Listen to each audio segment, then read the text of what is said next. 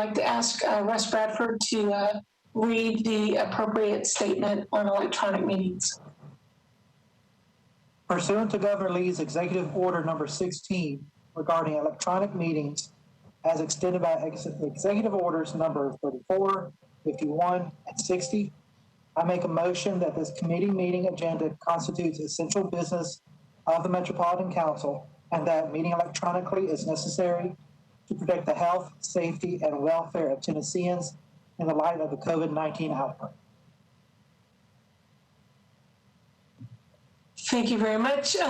We have a limited number of committee members on the call, but enough to call for that motion. Do I hear a motion to approve that order?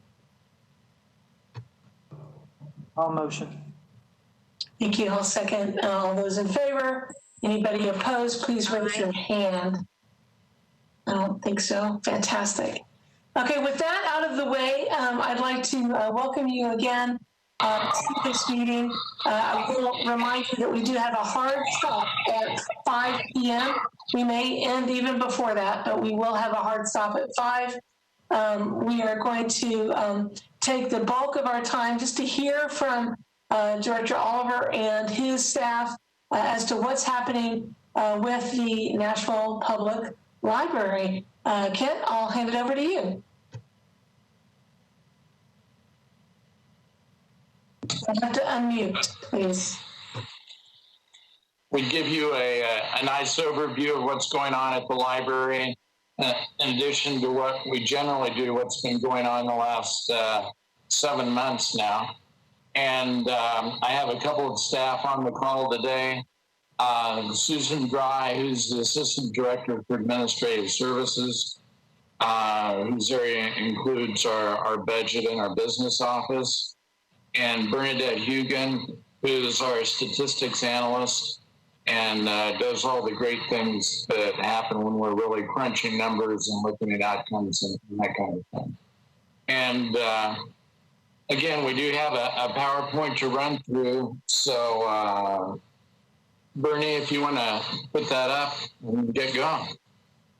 I'll need to be able to share my screen, please.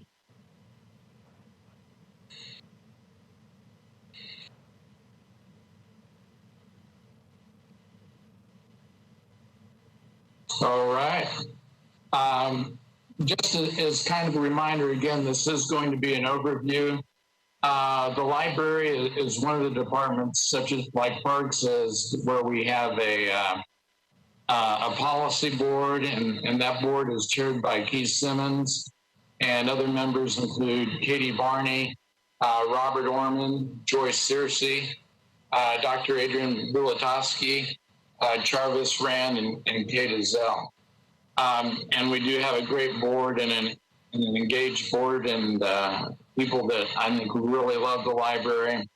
Some of them are brand new to the board in the last few years. Others have been involved with the library for many years. But I have to say before we go on to the next slide that every time we put together a presentation like this, I get excited about what we do because the library is doing, I think, some pretty incredible things.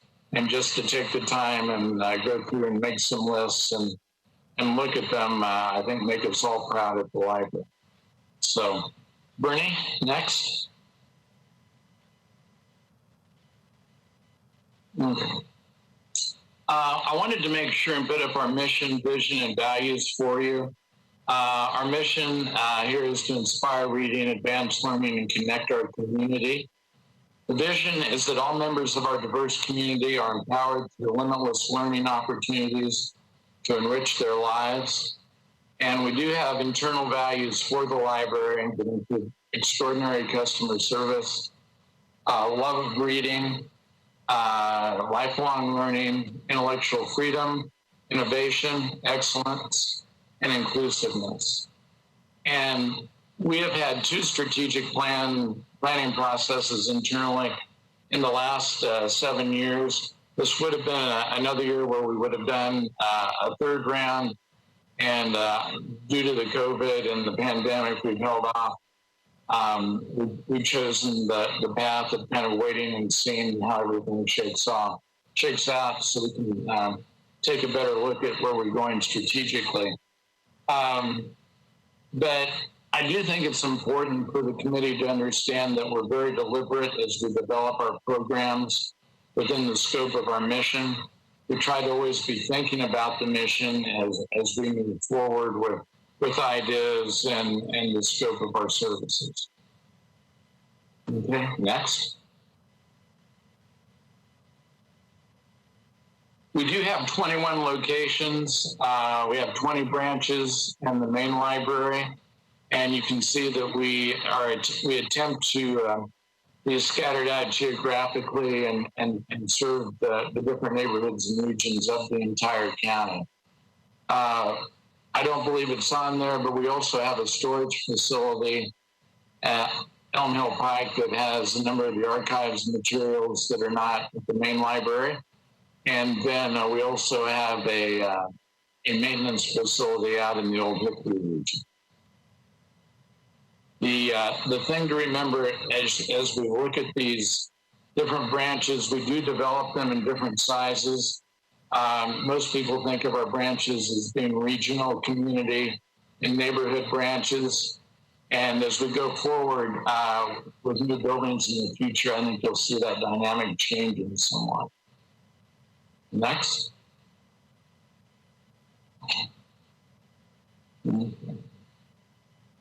So this may seem kind of basic to what we do at the library, but I always think it's important to talk about this. Books are what libraries are known for, obviously, but it's not just as simple as books. Books and information are in ever-changing formats, and never more so than the last 10 or 15 years, I can tell you. At the library, we have physical formats in books, music CDs, DVDs, CD audiobooks, talking books, and equipment such as launch pads and laptops anytime. So you can see we have quite a few physical formats there. And then we also provide information in electronic formats, and that includes ebooks, e-audiobooks, e-magazines, e-video, and e-music. And all this goes to say people enjoy getting their information and reading on different platforms or in different formats. But what it means for us practically as a library, that were maybe 30 years ago, public libraries were buying materials that might be in 3 or 4 different formats. We're in all these different ones. And so when Meacham's, for instance, Soul of America comes out, we may be purchasing that title in 3, 4, maybe 5 different types of materials. So it provides a pretty unique challenge for us. Next, please.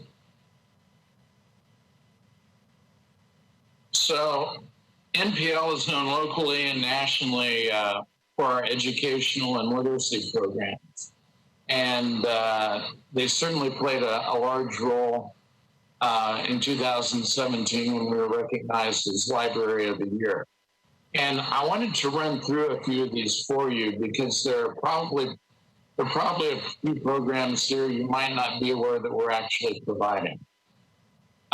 Be Well at NPL is actually about physical, mental, and nutritional health and wellness programs and resources. And what's going on with that, if you look online, you'll see that we're providing a lot of information for folks, especially in this COVID world that we're in new formats to address health and lifestyle issues. Bringing Books to Life is one of our longest running literacy programs. It's about early literacy outreach, and it's promoting reading readiness for teachers, young children, and their families. And so you may have heard about this program where they're actually going to daycares and other places, and not only are helping present programs to the children, but they're actually helping to teach the providers about literacy and how to teach that. And also rolled into this area is the Adult Literacy and Pathway for New Americans programs.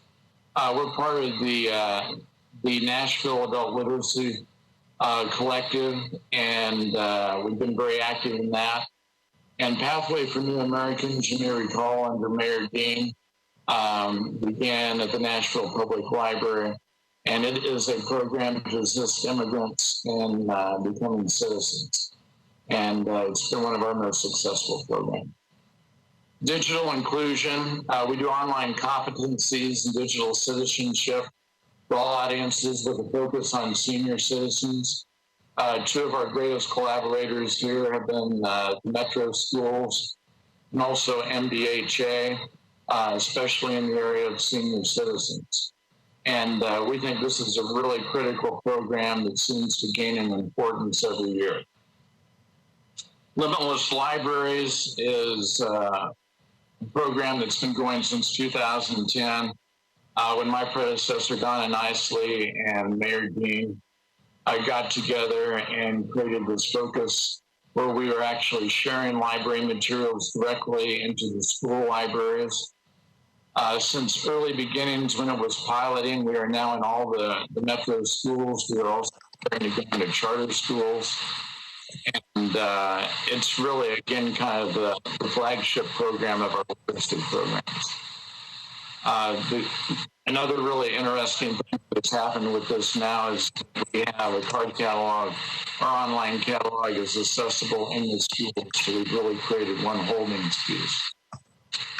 Nashville After Zone Alliance, it's a high-quality out-of-school time system for most at-risk middle school students. I think many of you on this call know about NASA.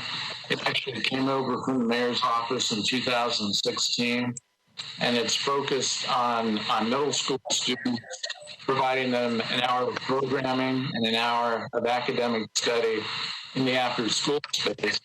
But what's really interesting about it is that there is also a food component to it.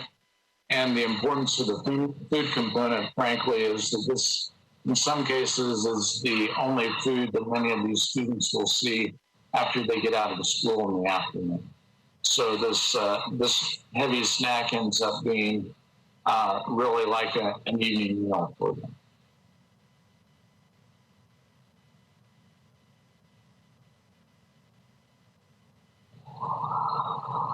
Okay, production services is something I wanted to make sure that we mentioned when we were visiting today.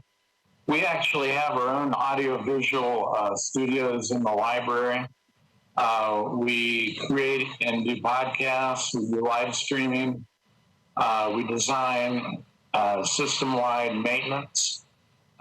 These are the people that, in addition to creating programs, when you see well, they assist in putting the programs up, I should say. They actually go in and will help record the different programs you see on NPL Universe. They're also the folks that if you're at a program when we're open, say at the library auditorium, they'll be the ones running the sound booths there. And they're very critical to what we're doing right now. Studio NPL is a youth teen engagement through the development of 21st century skills, including social emotional learning. And this program took off at the main library when we renovated about 6.5 years ago, when we created the space back by the young adult area. In this space, we have programs focused on STEM and STEAM. We have recording booths. We also have a performance stage. We have programs focused on robotics, a number of things. And this is so critical in the career path of students and when they're trying to think about what they're going to do. It's a huge piece of, we think, of critical literacy and learning in Nashville. It's very mentor-driven. By that I mean that we have mentors that are hired, do one-on-one assistance with students when they're in there. This is also one of my favorite programs because it demonstrates the collaboration between Metro and our foundation. This is many of these programs that I'm listing here today are jointly funded by our foundation and Metro. But this one in particular, when we were getting it off the ground, the foundation had actually provided the funding to do the initial study and design of the program. And during Mayor Dean's administration, they came through with staffing and Metro-funded staffing. And so it's a great program. Our system-wide programming, we have educational and cultural programming experience for audiences, and hopefully you have attended some of those. And also Wishing Chair Productions and our puppet truck. This is the technical name for our puppet troupe, is Wishing Chair. And they have their own productions, again, that are literacy focused. And the puppet truck also supports what goes on with bringing books to life.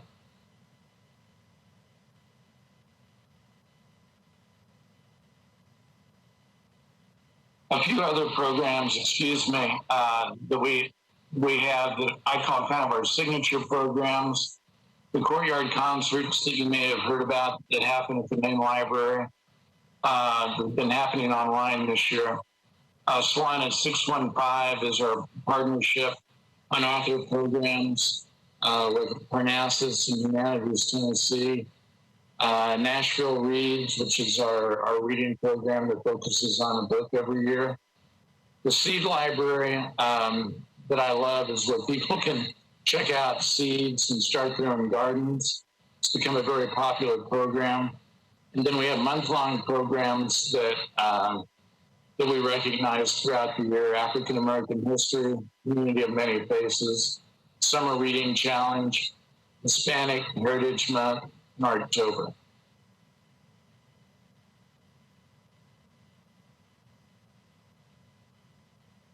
I did want to, excuse me, I'm losing my voice today. I did want to take a minute and talk about the Nashville Public Library Foundation. The foundation is a separate entity from the library, and it has their own board. It's made up of community leaders and learners. And what they are dedicated to is providing funding support for a lot of these programs that we've been talking about. It is a totally, again, separate board from the Nashville Public Library Foundation, although we have several members, National Public Library Board, but we do have several of the NPL board that sit in on the foundation board. You can see there on your slide a history of the last 3 years of the foundation support. They provide over $2 million each year for the different programs. Again, bringing books to life, Studio, NPL, Limitless Libraries, and others are just a few of the programs that they support. And they're very critical to us. This coming weekend, they're having the virtual gala.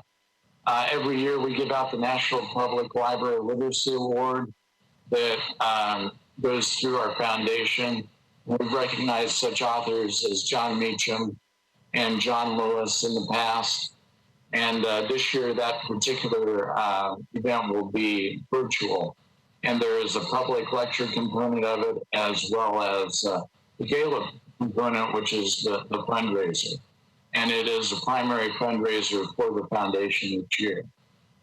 I think if you were to talk with a foundation board member about what their biggest concern is sometimes regarding the relationship between the Metro and the foundation, is that they don't ever want to be in a situation where Metro lawmakers feel like the foundation funding is a substitute for what needs to be provided on the Metro end. They are really supporting what I call value-added services, and again, the services and programs that really make us stand out as a library and help us address critical challenges in the community.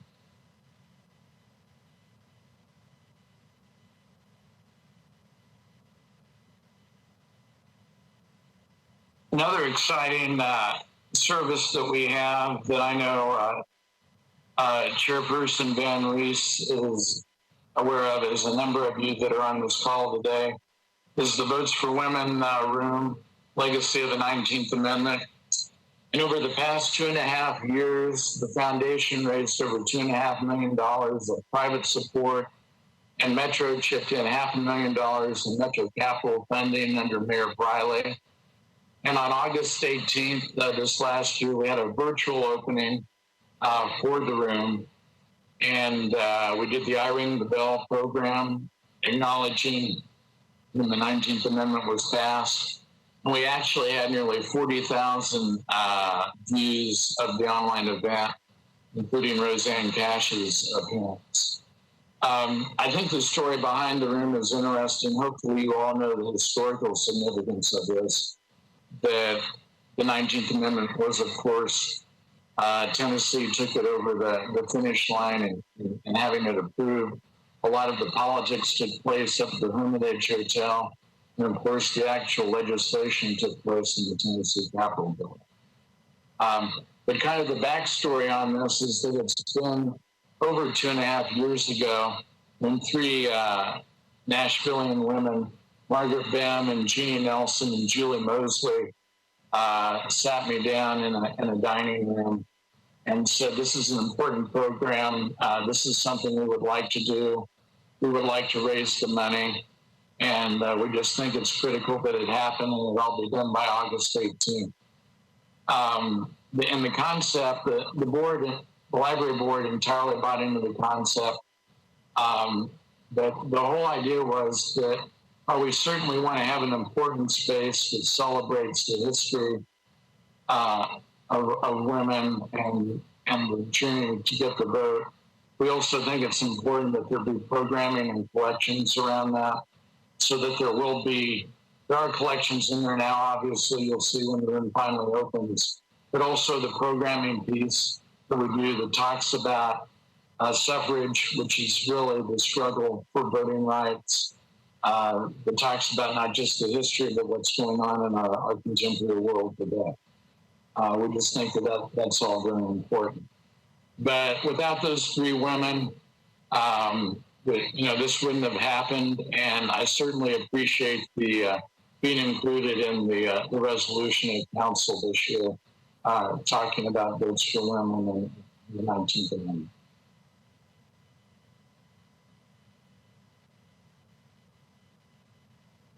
The other room that's been around longer is the Civil Rights and Civil Society room, or Civil Rights room, and it opened in 2003.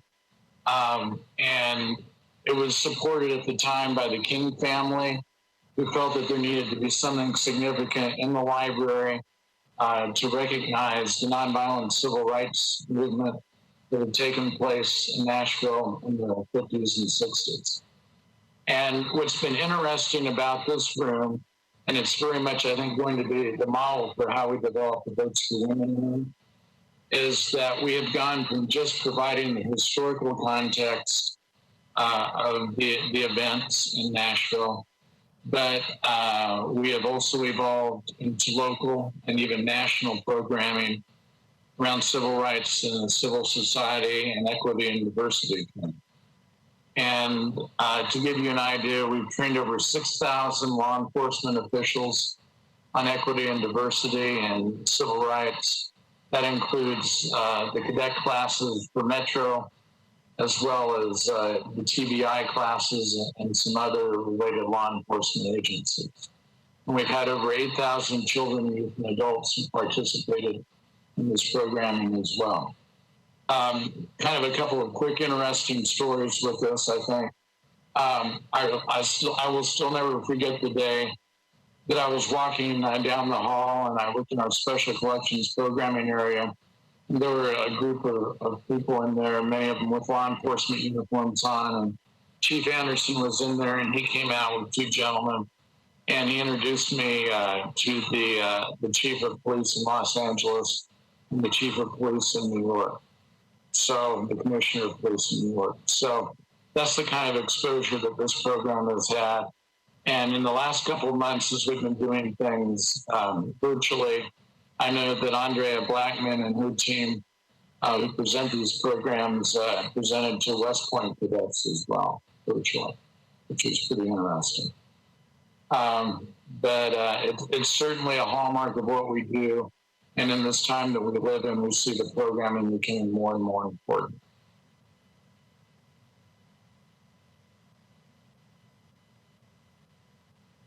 Okay. So I wanted to quickly talk about using outputs and outcomes to tell our story.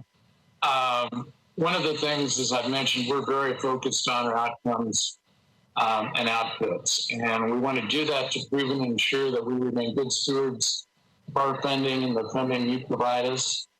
And we also want to be able to articulate a meaningful and compelling story and ensure we're on the right track towards our goals. And I suspect that many of you understand this, but I'll run through them very briefly. But outputs typically describe the numbers that we're trying to catch, the data, our efficiencies.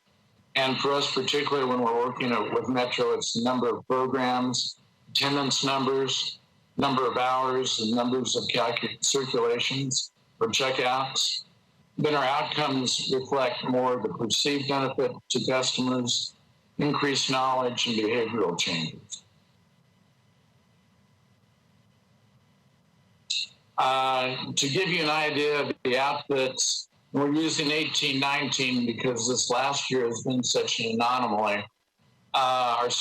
You can see our circulation, our e-media use of that. We're almost at 7 million in circulation. We had over 3 million people visit the libraries.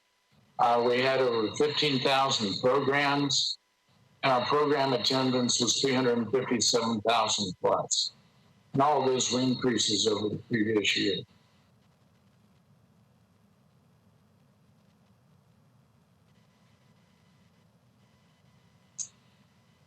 So as we think about outcomes, let me give you an example for what we have done with the studio. First, one of the things we do is we begin with demographic information. We determine what is somebody's age, what school they attend, what is their home zip code, what is their race, and what is their gender.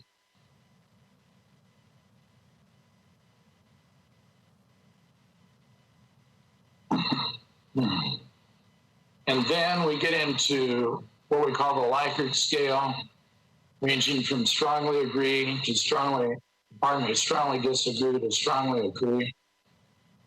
So you can see here, we have examples such as, do you agree with this statement? The Studio NPL has helped me learn technology skills. What technology have you increased your understanding of? Tools have you increased your understanding of? I feel like I have achieved some personal growth. And if yes, in what areas have you achieved personal growth? Then you'll have a selection there.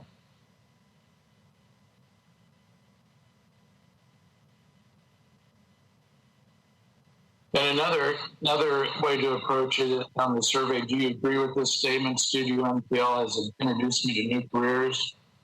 Studio NPL has helped me gain skills that I can use in school. Do you find Studio NPL valuable? And do you have a library club? Which we think is important. I think one of the things that we have found interesting about that is during the Mayor Briley administration and continuing with Mayor Cooper, there's been a real focus on outcomes and quality. And we've been pleased that along with the parks, the library has typically been rated right at the top in the community. So getting into the financial piece a little bit, this is a history of our Metro operating budget over the last few years. This is the main operating budget and general budget. And as you can see, it's been fairly flat with the addition of some cost of living pay raises. It has virtually been flat. There have been a couple of years where funding involving NASA has taken those numbers up slightly.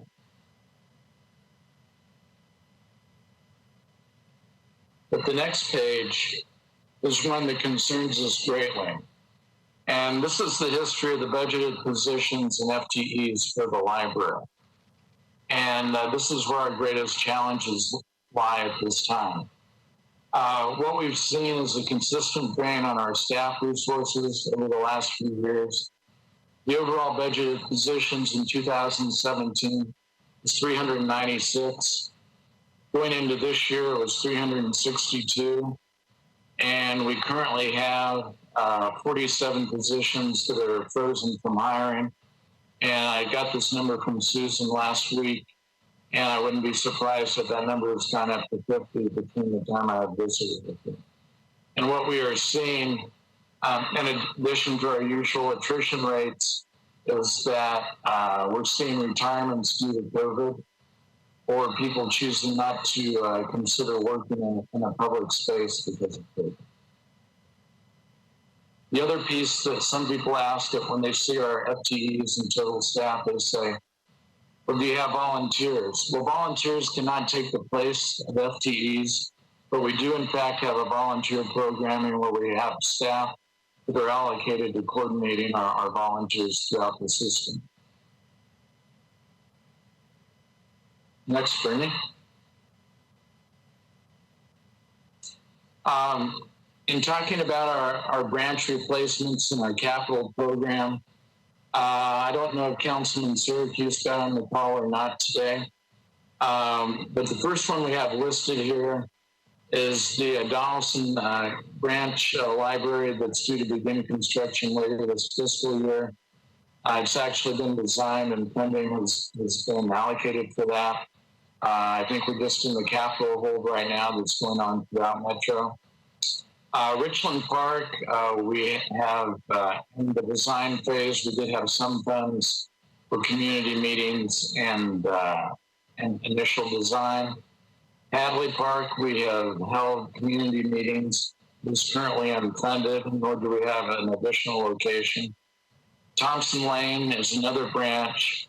Both Hadley and Thompson,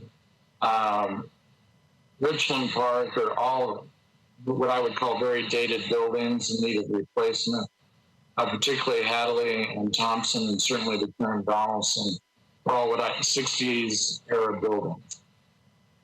Smith Springs we have on here because we do need another branch in the Antioch area, and we've had our eye on some real estate across the road on Smith Springs from the Parks Community Center, the new one that's opened up. We hope there might be some opportunities there to obtain that land and build a building there. Inglewood is unfunded, but was scheduled in FY25. And Casey Boscobel has been an exciting collaboration with MDHA, where we have a branch designed and a site picked out, MDHA funding, and has been slightly lagging in what they hope to do in tax credit support loans, and we have not had a financial commitment from Metro at this point. And they aren't on the screen, but some of the recent renovations that we have done, we've had major renovations at Edmondson Pike and Bordeaux, Old Hickory prior to that, and some light refreshers at Hadley Park and Thompson Lane and Pruitt. Okay. And I'm not sure if you can make anything out of this particular slide, but this is the development where the Donaldson branch is going. And if you can see that red outline around that one building, that is the site of the future Donaldson branch. In addition to showing you a little bit what that complex would look like, I wanted to make sure that you were aware that we do have a facilities master plan where we actually go out and look at where we need to develop branches based upon the growth of the community, and strategic planning. It's an orderly, detailed approach to trying to build out our buildings, and it's looked at branch replacement, expansion, and repair over the next 40 years.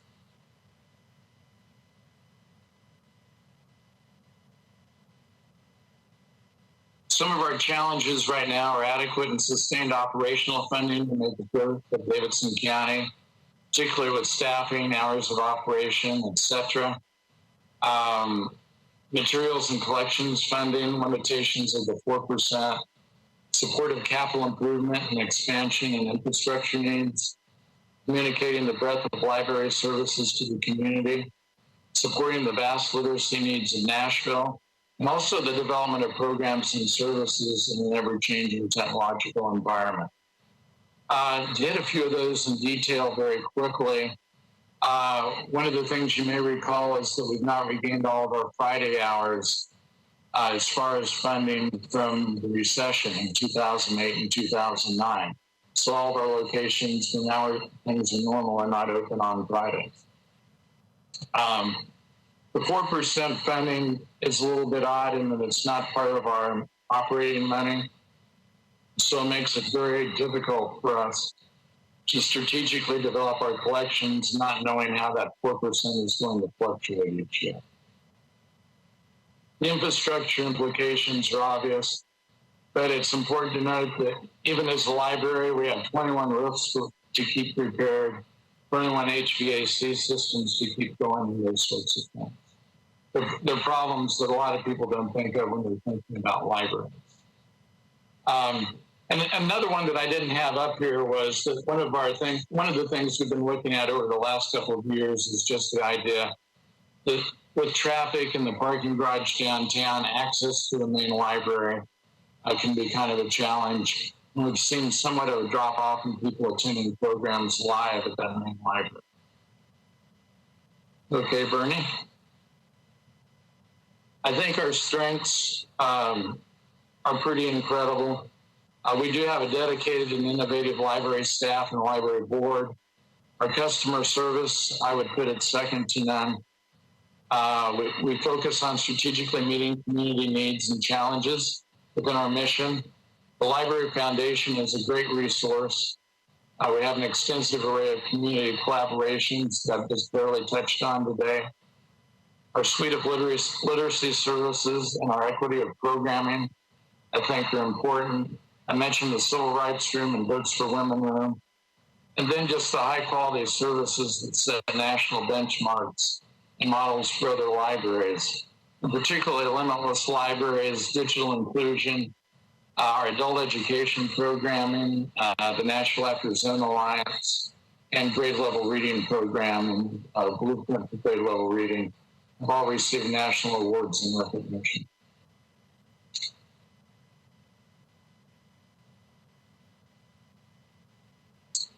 Okay, COVID-19, what's been going on with the library during this period? You can see that on March 17th, we closed our libraries. And since then, we have added virtual programming that has come up in the name NPL Universe on our website. We've added curbside service initially in June. Additional curbside service in September, and then again during this last voting period, Richland Park put that curbside. So all that's really critical. Libraries have been in kind of an interesting space nationally due to COVID. We have a whole different set of issues to look at, whether it's how long to quarantine books, to having enough PPE in our buildings to keep them clean and to keep our staff safe and to keep the public safe. We're part of the Urban Libraries Council, has 160 members. And when I checked this morning, only 70 of those 160 members have reopened their buildings to the public. Today is kind of an interesting day to be doing this because today we began piloting computer access to the public in a handful of locations. Just so we can get a sense of what that is like. The other piece of this puzzle is Wi-Fi access. And you folks may have noticed the grants that came through recently. We've now expanded our Wi-Fi access outside of our buildings so that people can use our Wi-Fi in our parking lots and the surrounding areas. And all of our buildings now have a substantial signal that folks can do that. A lot of that was due to CARES funding in one form or the other through the state or the United Way. But certainly what's going to be interesting as we move forward is what programs stay and what fall to to the side as we move through the COVID period. And I can just tell you that people love doing programs online and they love the curbside service. Bernie, next slide, please. To give you an idea of what we've done since March when we closed, our total checkouts have been 2.3 million. Our virtual programming, we've had 2,000 programs, and our attendance at those has been 183,000. And those are just the people that watched the program while it was happening. Views that were people that were still online when it was over. Does not include the people that have gone back to look at those programs. So it's pretty exciting. And I wanted to add this last slide very quickly. I know we're pushing right up to your time when you wanted to ask questions. I didn't even touch on the archives or special collections or galleries or conference center or any of those other things. But there were a couple of things I wanted to throw at you here kind of at the end. Our tagline for Nashville Public Library is "The city with a great library is a great city." But there are often two other quotes or sayings that I think about when you're thinking about public libraries. Is that libraries build community. I think that's so essential, and that's why you all want libraries in the different council districts. And then the thing I'm always thinking about when we're talking about what's essential in funding and what's essential in the community, but libraries aren't just nice, but they're necessary. And I think it's important that we all think about them that way. So I'll stop and answer your questions. Mr. Oliver, thank you so much for that very thorough overview. We do have about 12 minutes or so for questions. I did want to ask you very quickly that usage data during March to September was very interesting to me. And I'm wondering what percentage, how it was different year over year. If you had 2.3 million checkouts this year, kind of how much was that impacted from last year? Do you happen to know?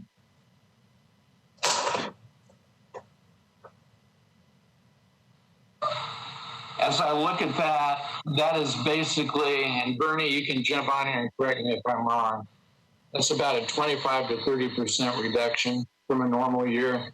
And you can see we were pushing 7 million on a full year the year before. And I think we were pretty convinced we were going to hit that. And, you know, there's definitely a group of people that want to be in the buildings and browsing the collections so they can check out. And there's this checkout piece associated with programming as well. The numbers in the building, of course, have just totally gone dead and have really dropped off. But I think the programming piece is very interesting. And I think we're going to see some, I think as we go forward, it's going to substantially increase. And we're going to think about how we decide what is a live program and what's a virtual program.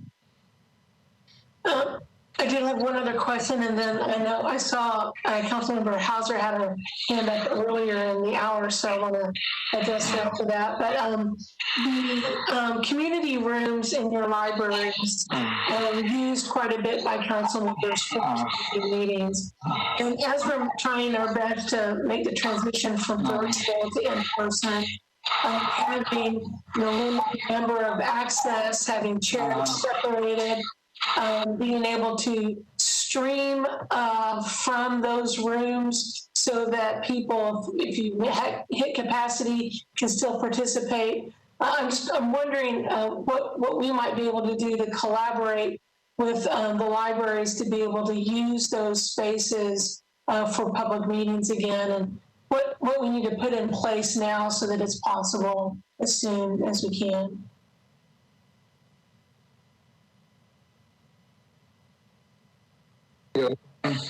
And kind of the last phase that we're looking at is that full building piece. And we're concerned about the conference centers, but I think there might be some opportunities in our larger regional branches in the main library to try something like that. I'm really looking forward to the day that we get open again, and I'm hoping that things start happening after the first of the year. and we're kind of holding our breath with this computer access piece. I had two emails today from other library directors, and they saw we were opening. One library director at a large library in Tennessee said that they opened up to computers and they had to close 2 weeks later. I had another one tell me that they opened up and it was so successful that before too long they were starting to open up to browsing. So I think it depends on your community and what you can handle, but I'd love to talk to you about those community meetings. Councilman Hauser, did you still have a question? Yes, he answered my first one, but I have another one. Because as you know, one thing, as being a council member, we have to justify everything we're spending money on. And to be able to support you, we need to be able to tell the story to our community of why we're funding it at a certain level. Now, I understand by looking at your slides, you pretty much held the line for quite a while. However, I think what would be really helpful, at least from my perspective, is one to know, okay, basically the message that you give to the community, because you say libraries build communities. What we need are some statements of how that is true. How do libraries build communities? And if you could give us that information, that would be very helpful. So then when I'm asked, well, why are you spending money on this or that? I can say, this is the impact. Because I think a lot of people still think about libraries as a book depository if they haven't been in it for a while. So realizing just what is the impact? If the libraries weren't here, what would the impact be to our community? And I think it'd be very helpful if you could put together a couple paragraphs. I know it's a lot to ask in just a couple paragraphs, but something very succinct that we could remember, we could say why it is important.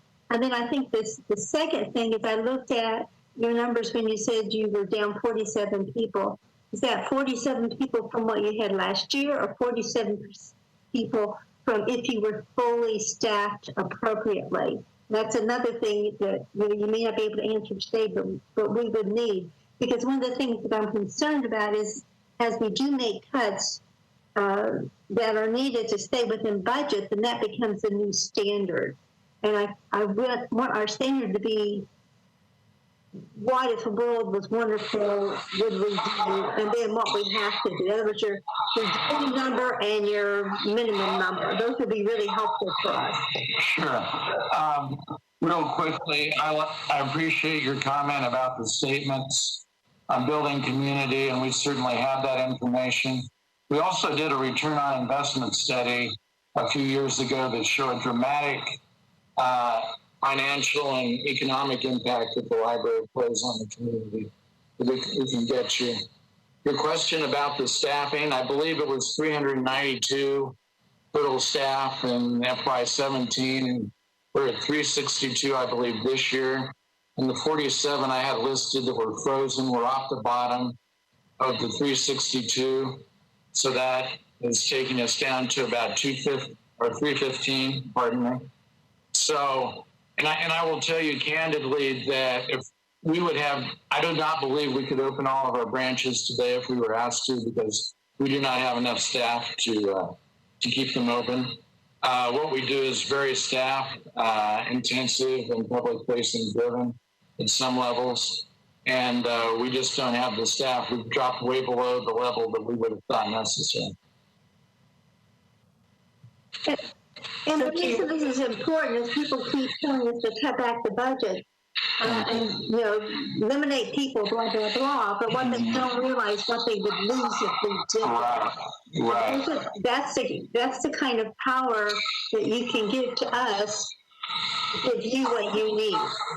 Well, I would love to do that, and I made a note here, and we will definitely start getting you some of that information. Thank you, Councilmember Hauser. Mr. Bradford, you have your hand raised? Thank you, Councilmember Van Rees. I appreciate all the in-depth information you provided, Mr. Oliver. One thing that jumped out to me, you're listing off some of the monthly events and programs that you put together. You listed off African American history, Hispanic heritage. Have you begun looking or planning on doing something for LGBT, whether it's Pride or LGBT history in October? We ran out of room on there and we should have listed it, but we do Pride and the others you mentioned. My apologies for that. No problem. Thank you, Mr. Bradford. I wrote down too, because I know that LGBTQ History Month in October and Women's History Month in March is low-hanging fruit. And I know that you guys have done some things there. I also noticed on the studio at NPL on surveying that it would be helpful to have a self-identification box for LGBT on the identification. We're collecting that data in as many places as we can on participation. Were there any other questions for Mr. Oliver or the folks from the library today? From the folks on the call? Seeing no hands raised, I really appreciate the opportunity to be able to bring this conversation this time of year rather than when we're in a rush. We, again, will be having a conversation with Metro Arts in December. We're going to swing back to Parks in January, and then we'll come back to you, Mr. Oliver, in February for a recap and maybe some ideas as to how we can be more of a champion with the data that you have so aptly provided. So with that, I appreciate everybody attending. This is being recorded. It'll be on the Metro channel. I encourage all community members to share this information in as many ways as they can creatively think of. Thank you again, and this meeting is adjourned. Thank you.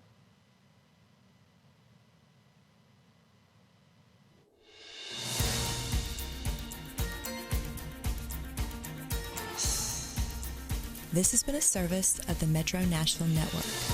If you would like to see this presentation again, or for more information about this and other programs, visit nashville.gov.